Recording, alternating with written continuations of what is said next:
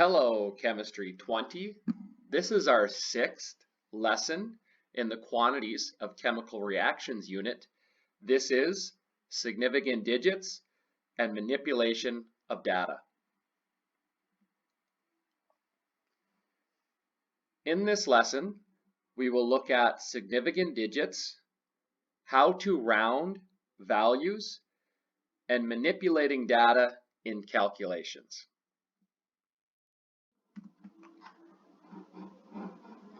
Determining the significant digits of a number value. For all non-logarithmic values, regardless of decimal position, any of the digits 1 to 9 is a significant digit. 0 may or may not be significant. Consider the following. How many significant digits does each value contain? Pause the video and attempt this example.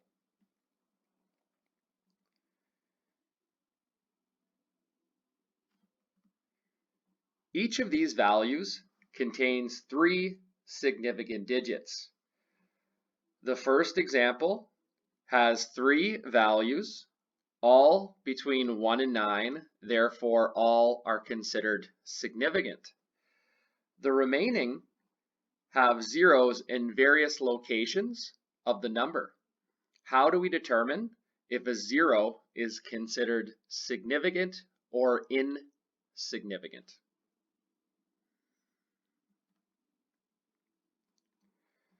Leading zeros in a number value are not considered significant, and all trailing zeros in a number value are considered significant.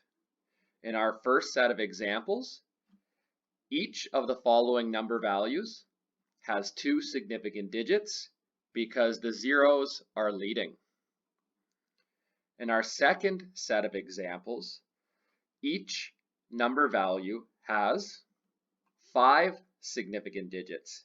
That is because trailing zeros are significant. Zeros between values of 1 and 9 are also considered significant.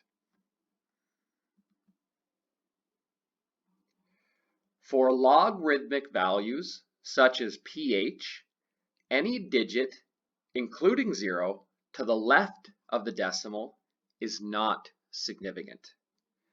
When we work with pH values, they have a completely different set of significant digit rules. If we look at our first example, a pH of 1.23, this value only has 2 significant digits because anything to the left of the decimal does not count.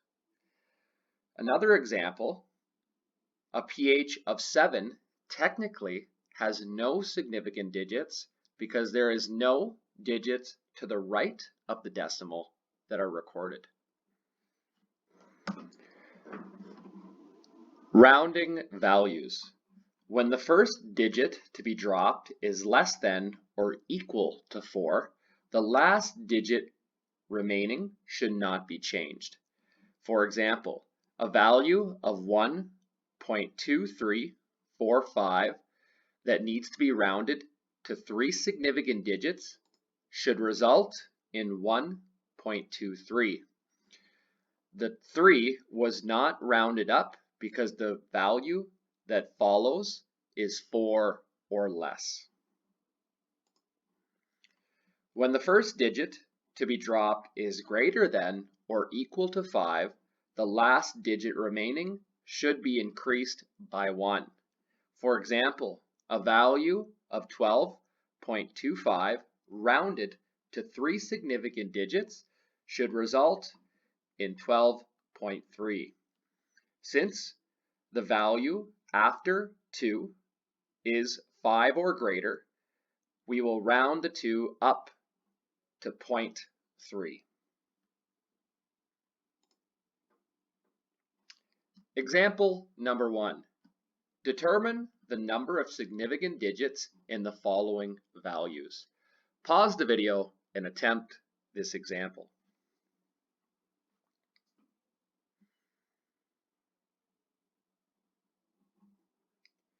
For our first example, we have no leading zeros, so therefore every digit in this value is significant.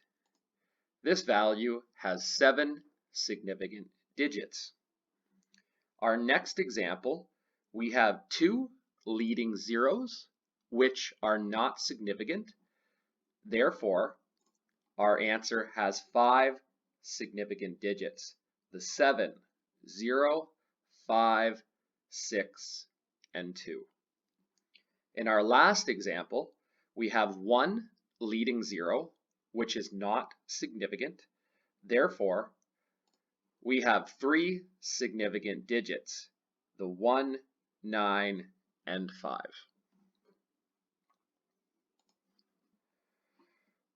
Manipulation of data.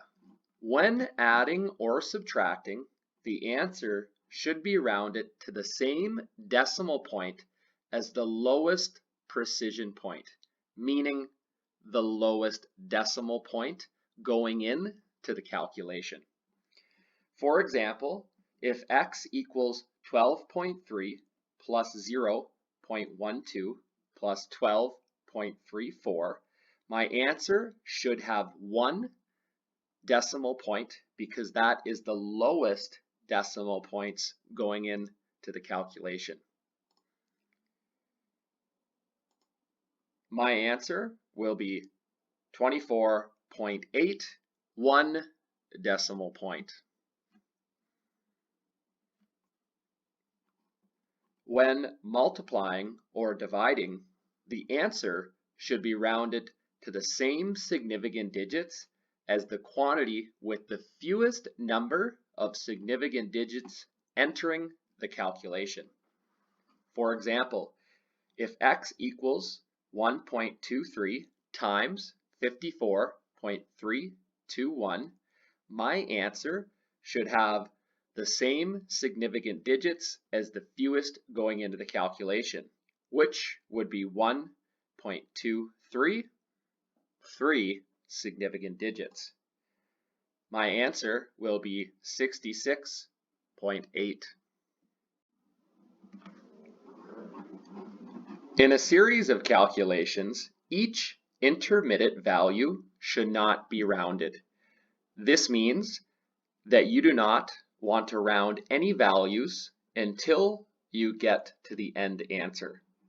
The answer should be rounded to the same number of significant digits as the fewest significant digits entering the calculation. For example, if we consider the following calculation, we can identify that there is multiple calculations required. Therefore, I need to consider the fewest significant digits going into the calculation. That would come from the 1.23, the 3.45, or the 3.21, all of which have 3 significant digits. My end answer should have 3 significant digits. What is important is that we do not round any intermediate values until we get to the end answer. And finally, our end answer, 22.1, should have 3 significant digits. When performing calculations with uncounted values, the significant digits of uncounted values should not be considered when determining the significant digits of calculated answers. For example, 12 eggs or 5 moles will be considered uncounted values. So we will not use the significant digits in these values to consider the significant digits of our end answer. As a result, the only values that would be considered are the remaining numbers in the calculation. Example number 2. Determine the answer with the proper amount of significant digits of each calculation. Pause the video and attempt these examples.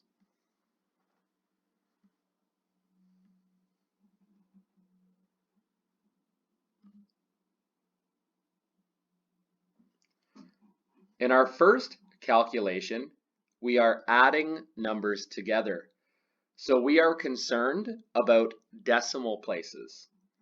Our end answer should have the same decimal places as the fewest decimal places going into the calculation. Therefore, from the 1.6, our answer should have one decimal place. Our answer is 367.6. In our next calculation, we are multiplying and dividing numbers together. Therefore, our end answer should have the same significant digits as the fewest significant digits going into the calculation. 4.8 times 10 to the negative second has 2 significant digits. That is the fewest going into the calculation. Therefore, our answer should have 2 significant digits. In the last calculation, we are multiplying, dividing, and subtracting. This is a series of calculations. Therefore, my end answer should have the same significant digits as the fewest going into the calculation. The fewest significant digits going into the calculation is 4. Remember, do not round any values until you get the end answer.